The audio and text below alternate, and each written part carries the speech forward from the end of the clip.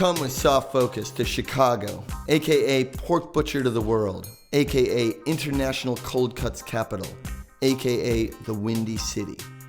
People here are no-nonsense autodidacts. If you ask them anything you have on your mind, they'll do their best to answer. This because they are problem solvers, doers, industrial supermen. After all, they made their city on a bunch of dirt and a cornfield. Tonight, I speak with Steve Albini, famed producer and musician who single-handedly redefined organized sound in our lifetime. As musician with Big Black, Rapeman, and Shellac, and as producer of the Pixies, PJ Harvey, Nirvana, Page and Plant, and thousands of other records, he has bewitched our ears over and over. I can't wait to speak with him. Focus.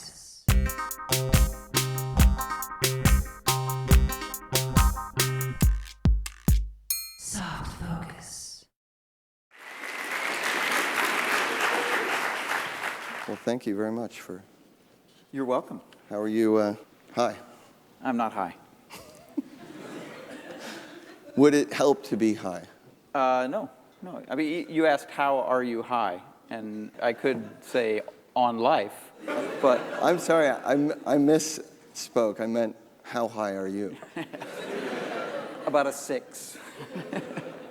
I like that expression, I'm high on life. I like that expression. Yeah.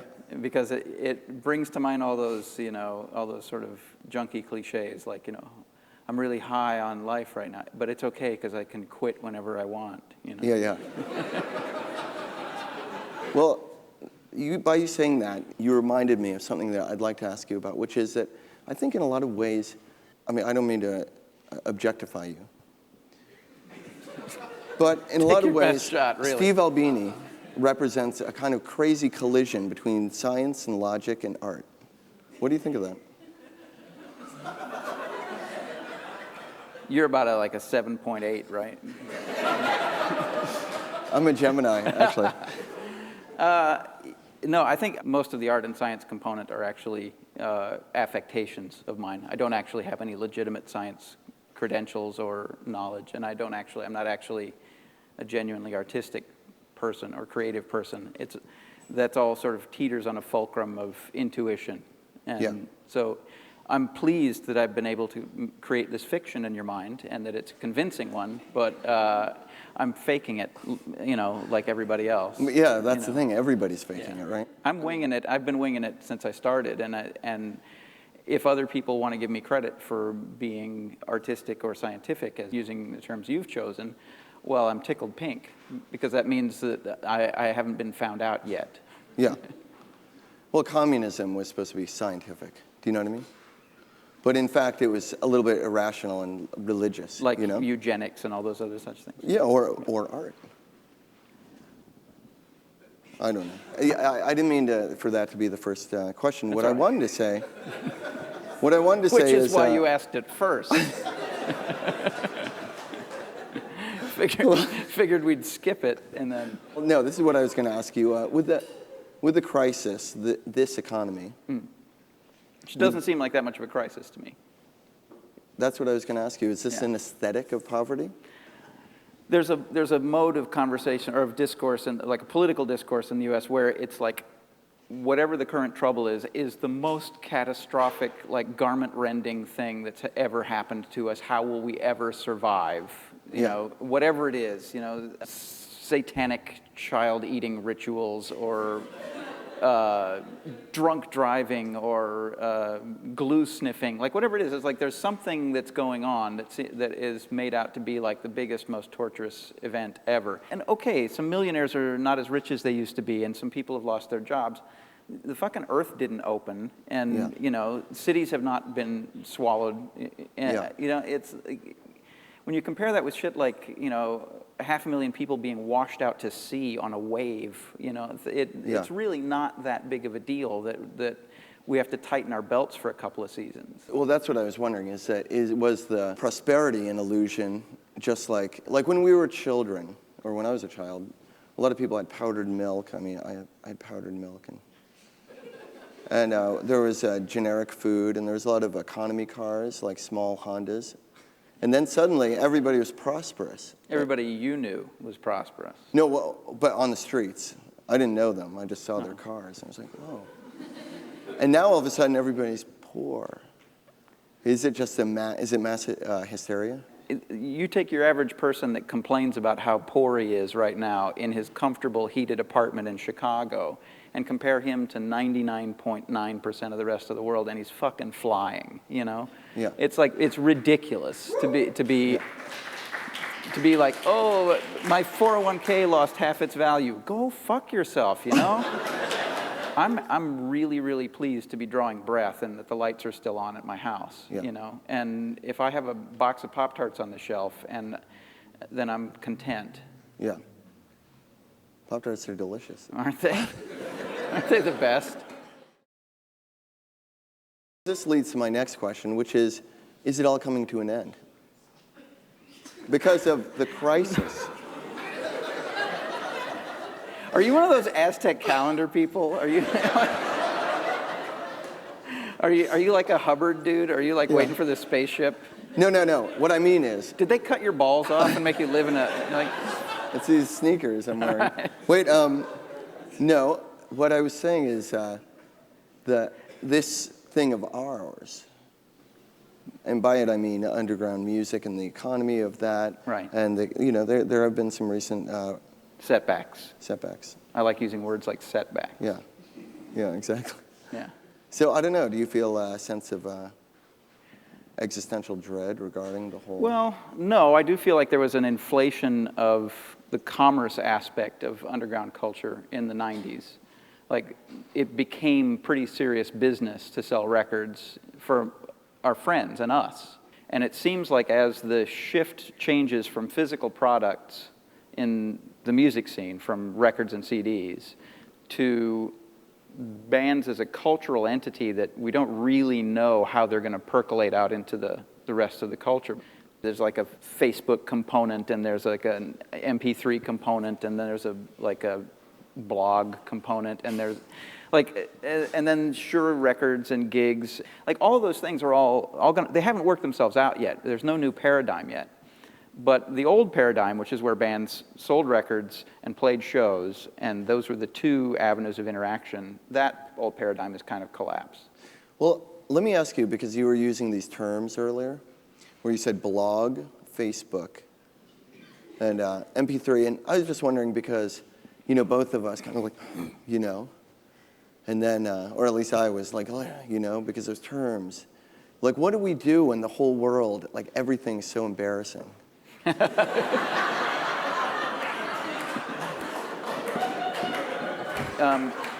guess I look at things in a different way than you. Maybe you're implying, maybe you're not. Don't look at me like that. Oh. I see these changes as changes that are happening outside of me that I have no control over, and so I basically treat them like the weather. Like, oh, it's going to be kind of bloggy in MP3 for a while, You were really prescient, obviously, when in a big black CD you called it the rich man's 8-track, and with a Shellac record, you implied that a CD is garbage by giving it away free with a LP. You were the first. Not garbage, just very, very cheap. Yeah. Yeah. Garbage, basically. And like you said, it was like a change in the weather. Yeah, I mean. And now it's gone. CDs are a dying medium. They're only going to survive until everyone on Earth has an iPod, and then they'll disappear sort of 100%. But people who like vinyl records as a listening format have proven to be quite durable. Like, they've been trying to kill them off for a very long time, and they're like the bison or the manatee or whatever. Cockroach, whatever. But they're not that numerous. Yeah. Well, maybe the question shouldn't be, did CDs fail because they were ugly? Maybe, did they succeed because they're so ugly? Like, do most people just like crap? On one hand, I think you can say yes, that most people like crap. On the other hand, I think what you and I would consider crap means quite a great deal to some people, and they like it for genuine reasons. you know? No, you're right. And I can't, as much as I like feeling superior, and at some point during this exchange, we'll probably high-five each other about how superior we feel about something. I enjoy feeling superior, right? But I also recognize that my tastes are not everyone's tastes. Yeah. And there are Rush fans in the world who buy Rush records knowing full well that when they put the needle down, Rush will come out of the speaker. And I can't argue with those people because they've made a conscious choice. Yeah. And, you know. Where did that choice come from? No, is it like a lack of art education in schools, or do you think it's abuse? I don't know. I have a girlfriend who says that no girls like The Who or Rush. Okay, that's interesting because women don't usually go through a phase where they just like really bad music. They go through a phase where they collect plastic horses. That's for fun. Yeah. But you know what I mean? Like, because between the ages of 15 and 20, men are mostly responding to the detritus that surrounds the record. It says, awesome lyrics about against homophobia, or it's on this label. You know what I mean? But I don't think women usually go through that phase. I'm trying to give you credit here, but it doesn't resonate with me. Really? Frankly, no. You know what I mean? Like my first exposure to music as a teenager was my brother's records, because I didn't own any records. My folks had records. They had like hillbilly records and stuff, and folk music records. And my brother had hard rock records. My sister listened to shit like Gordon Lightfoot and wasn't even in contention. So it was my brother's records versus my parents' records. And so I've gravitated toward my brother's records, Alice Cooper, The Who, Led Zeppelin, that kind of stuff. And then I started to develop my own tastes when I sort of found punk rock. So I was kind of alone in that, and there wasn't a really big music scene in Montana for punk rock. So I was getting everything like second and third hand. I don't think I knew anything about the bands that really piqued my interest at the time, which were bands like Suicide and Chrome and Public Image, and my first great love of music was the Ramones. And then from that, I started listening to weirder and weirder records. The thing that I think clued me into the Ramones was that I could tell that if I hung out with them, I would get along with them, like that they were into the same kinds of trash culture that I was. And that they clearly had a similar sense of humor to mine. And I think that's been kind of a barometer, like a consistent barometer for me, is if I'm listening to the record and I think that they would be awesome guys to hang around with, then I like the record. Yeah. It kind of doesn't matter what the music is like. Yeah. So how were you getting these records how did you hear Suicide in Montana? In the town that I grew up in, Missoula, Montana, was a college town. And also where people would go to have a nature trip, I want to go fishing or I want to hang out in the mountains So people would come to Missoula from elsewhere, bringing with them stuff from their stuff from their previous lives, and then they would slough it off when they needed rent money or weed money or whatever. So it was like you were living on the Silk Road, or Silk Trail or whatever, in the old days. When Jesus went to India or whatever. Anyway. If Montana were Mongolia and the Ramones were silk and spices. Exactly. Yeah.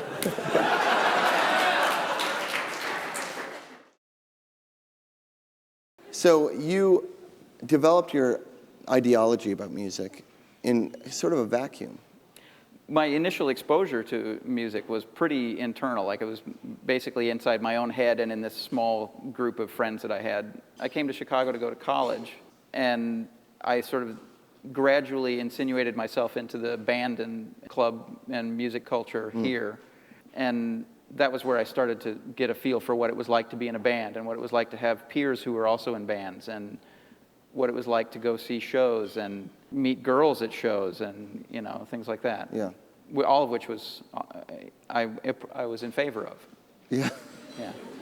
So essentially you were almost like an alien because you'd been looking at these records completely devoid, like detached from their context, in an almost pure scientific, almost a laboratory of sound. But now critics, there's so many critics on the internet, and they have so many things to say, and it doesn't seem very scientific at all. I actually really enjoy specifically the sort of message board culture of a bunch of people who are sort of self-identified as interested in one thing, all yapping at each other about various aspects of it. I think that's a lot of fun. I participate in the... Well, I've never seen that before, but... Yeah. I think that's great, and I've actually learned quite a bit from other people, like doing forensics and diagnostics of records. And, oh, really? Yeah. Yeah, well, maybe I should check that out, because I'm just talking about these sort of comments, you know, which I think is a kind of stand-in for a democratic process. Like everybody's got this opinion, but then they're kind of just like hurling it out there, and yeah, seem very considerate. Yeah, this sort of one-line crap doesn't really have much of an effect on me, but I find that just normal, regular people, if they're talking about the one or two things in their life that matter to them the most, they can be, you know, very convincing, you know. Yeah. And I enjoy, as a reader, I like reading that kind of thing more than I like reading, like the Robert Christgau, I know everything about all kinds of music, and I'll tell you what's absolutely good or bad about this. It kind of, I mean, that, to me, a lot of that stuff, I guess there's some like academic basis for it, but it's also, you know, he can go fuck himself, you know, like. Yeah. The stuff that you're sort of bristling at, these like... Well, I'm not bristling at it. I'm just wondering what you thought barbs, as a critic. I can't help but like assume that someone said something about your clothes at some point, and that's where all this hostility toward this, like, I actually feel like this technological interaction, this communication is like super valuable. You can speak like instantly with people all over the world, and also there's awesome YouTube videos of really cute cats. Well, yeah, I didn't say anything about that. I said that if somebody puts an awesome video of a cute cat up there, comment section? You read the comment section? Yeah, what right is it for someone to comment on that cat video? Like, this is a lame cat video, you know what I mean? All right. Yeah. I'm wondering if you think that, is singing a song like telling a joke? Probably, yeah. Except there's a technical aspect to singing that there isn't to joke telling. Delivery. Yeah, but I mean, like you can be in tune or not when you're singing, and that can be like a technical failing, whereas telling a joke, you don't really care what pitch my voice is. But timing. Sure. I heard a joke the other day that I'd like to share with you. I'd love to hear it. Okay. What are the sexiest animals on the farm?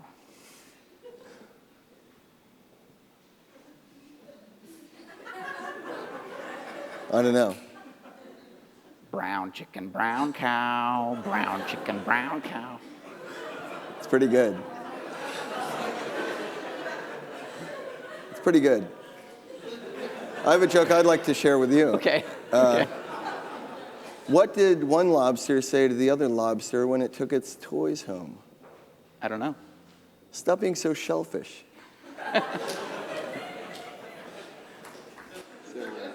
Now, so you work with a lot of groups in the studio. Yes. You work with them day in and day out. Yes. You have to confront different groups composed of different personalities. Mm-hmm. What's your least favorite type of person in a band, like a singer, or? There is kind of a hierarchy. Like, you basically can't make a good record without a good drummer. Yeah. If the drummer's awesome, even a crappy band is okay. You know, it's true. Half the battle is having a good drummer, and then from there, basically, it's all fair game as far as I'm concerned. You do find that vocalists are more into their own shit than anybody else. Speaking very, very broadly here. But I think that it's the balance between sort of self-centeredness and the group dynamic is actually very, very minor. Like the differences between the different members on average is very minor, very small differences. So you don't think people's personalities change when they switch instruments? Probably not, no. You work with all these groups, and is it hard because they're looking for some kind of approval? Not from you, But I'm still processing. I'm trying to figure out what you're talking about. I don't know. I think like that word. within. I like to think that bands make their own decisions internally without reference to the exterior world. Yeah. Because I know that whenever they start making decisions based on their anticipation of a future response from the outside world, then they're talking out their ass and they're making decisions based on a fear of future reprisal or something. And that's not a confident or confidence-building way to make a record. So if you've been in a band for a while, you know what it's like to be in a band, and you know the kind of give and take and compromises that every band makes within the band to get along and to get shit done, right? And I think that needs to be respected more than it is generally by the exterior music industry. Yeah. A lot of the music industry sees the record as the object, like the record is the thing. And if you have to fuck with the band a little bit to make the record good, that's okay, because that's what we're selling. That's what we have stacked on the shelves. That's what we're trying to convince people to buy. That's what we want to get played on the radio. The record is the thing. But if you compromise the band for the sake of the shows or for the sake of the records, then you're fucking with the business. That's the franchise right there. You know? Yeah. And I'm instantly uncomfortable when I think about things like that. Like I just read a thing in a book about how a guy was producing a record by the Talking Heads when they were just starting to make records. Without mentioning anything to the band, without telling anyone, he hired a session bass player to come in and replace all of Tina Weymouth's bass playing on a couple of songs. Never mentioned it to the band. To this day, the band don't even know. Like the interview was like really proud of himself, like real prick, you know. And that to me just seems so depressing, and I mean it's such a shitty way to treat a group of people who formed knowing full well that Tina Weymouth was their bass player. Like they knew that when they decided that she was in the band. It's like, I've used this analogy before, but I like it, so I'm going to use it again. It's like somebody pushing you out of the way so he can show you how to fuck your own wife, you know? And it's like, how does somebody else get into this relationship all of a sudden, you know? Through Craigslist.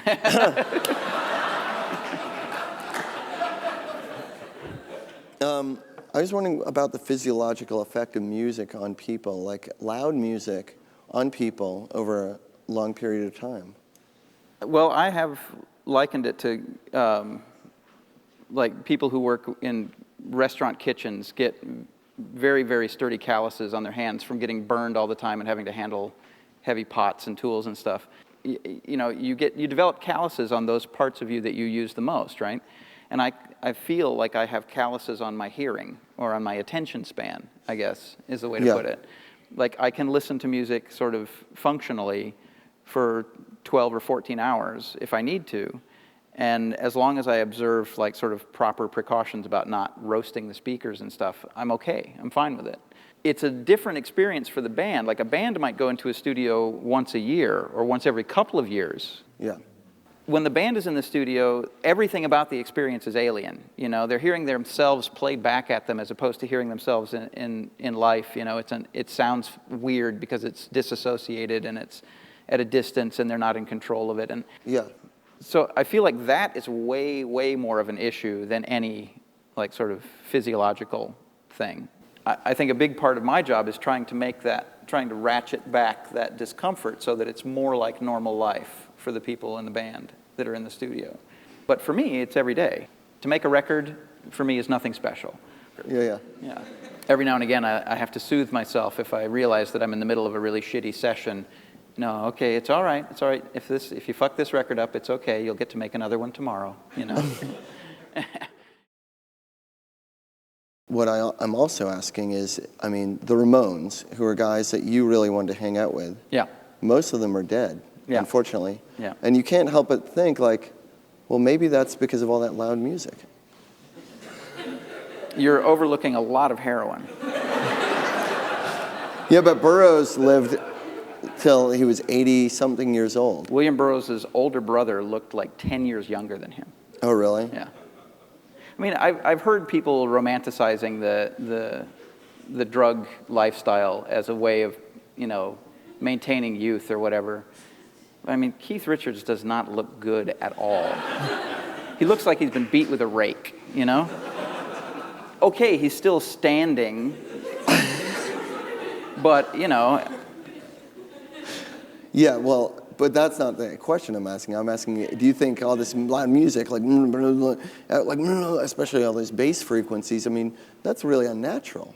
It seems weird. Yeah, but I mean, it's no more unnatural than driving a truck or working in the subway or a million other things that have a lot of noise involved, you know?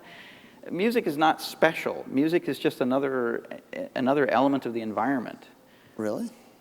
Yeah.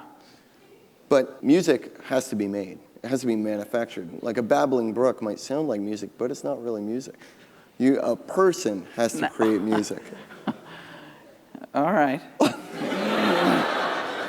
I mean, I think that's 100% fucked, what you're saying right now.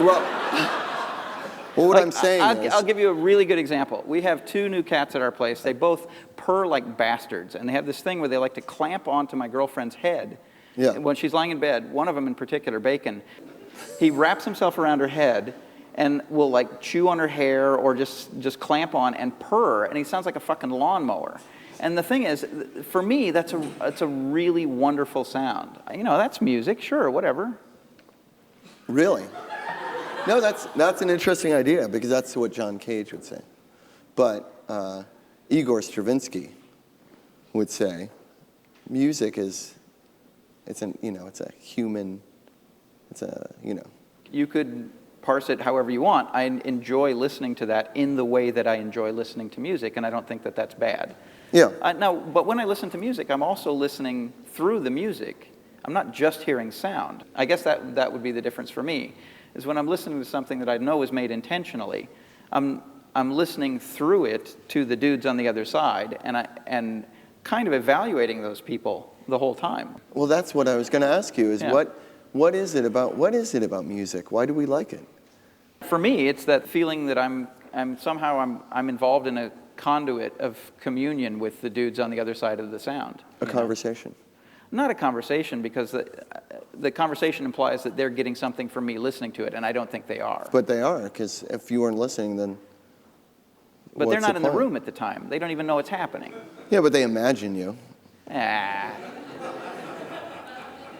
If we could change, could change just one kid in Missoula, Montana's life, it would all be worth it. You know? That right there, that was a hand-waving dismissal. I just realized that that's what... Yeah. Well, what do you think? Should we wrap it up? I'm feeling kind of important right now, because people are sitting around looking at me, and that makes me feel good, so... No, I feel good too, and I want to thank everybody for coming. All right? Thank you very much. Thanks. No problem.